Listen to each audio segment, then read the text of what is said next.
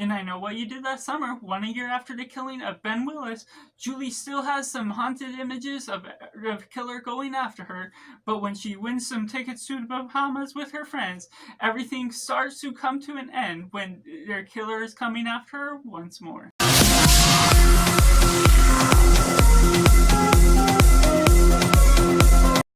Welcome to Cinema, where we focus on a film. I'm Joss, this is Simply Cinema. Let me know down in the comments below what you thought of I Still Know What You Did Last Summer. Do you like it? Do you not like it? Or is it somewhere right in the middle? How does it compare to the other entries of this list as we lead on to the new 2025 reboot? And taking it right in positive, I Still Know What You Did Last Summer becomes interesting because of the perplexities of how the last one ended. I love the character trauma that we get out of Julie within this, returning with Jennifer Hewitt that does fantastic in her performance still. The nature of all the nuances of the characters, the boyfriend that she has, and other friends that are included into the mix creates a brand new cast that creates some interesting nuances throughout the plan of the story, leading us onto a new environment, taking us from Newport because she has trauma there, and leading us to the Bahamas from a mysterious radio call that creates some interesting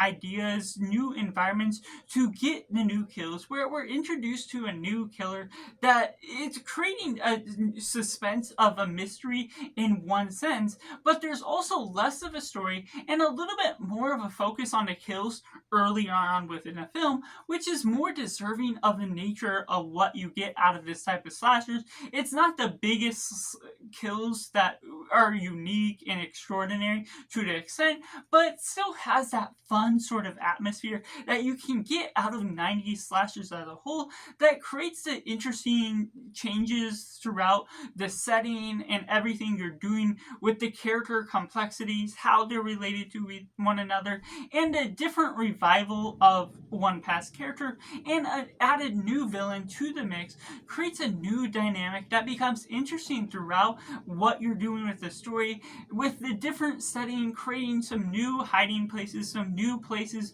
to run around while still being isolated from the rest of the world, having some different difficulties through the nature of how the story must progress forward, creates a new dilemma that becomes still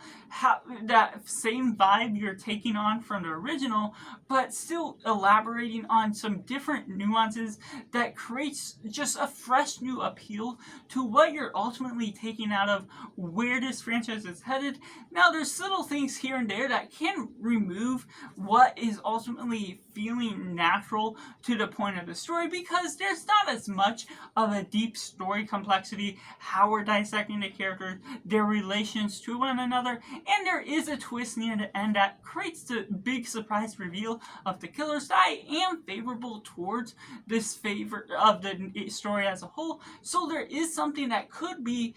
good for the nature of what you're taking out of it, but taking it into the mix elements, whether you like this film or don't like the film, the tone can feel a little off, and the film in general feels a little rushed for being released a year after the original. Must have been a good box office run that drawn in a good rush story that takes on this new nuance to what we're taking out of the characters. Whether that's a good or bad thing, there's a stronger focus on the kills, but you're not necessarily getting anything too elaborate out of the characters because there's less of a story that could remove you from being able to enjoy the plot as a whole, because there's not anything to really take out of it,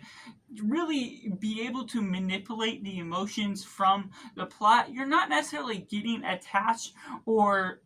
falling in love with what these characters are doing, understanding the purest motivations, and the return of a particular character can take away from the ultimate end result of whether you like or don't like what this film is doing, because of the ending of the past film felt like a finale that could have been a one and done sort of situation, and I almost would have liked this type of film to be a whole new set of characters, a new killer that would have changed the environment as a whole, that didn't necessarily continue on as a direct sequel, but looking at the Final Destination franchise,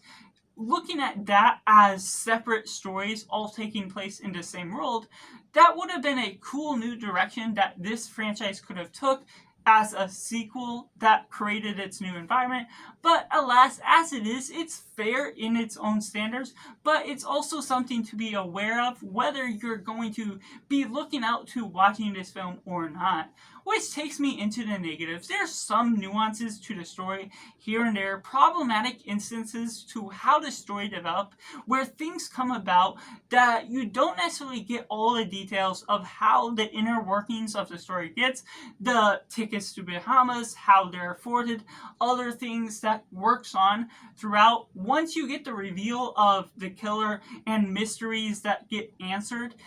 it uncovers to have a lot of questions to how things end up in the situation they are, why certain characters are placed in the situation they are at. So that really creates this weird sort of dilemma that there's problems and questions. Once things all come about, the boyfriend of the main girl that is separated from the cast for most of the runtime until the end of the battle, it creates a connection that you sort of cheer for because the boyfriend is going all out for his girlfriend, but it's also going into situations where you're driving a boat through this storm, you're not seeing any of that, you're supposed to believe that there's no escape from the island, and because of certain instances here and there, the return of a certain character, the reveal of the killer, it creates a weird dilemma where you're kind of perplexed by certain instances,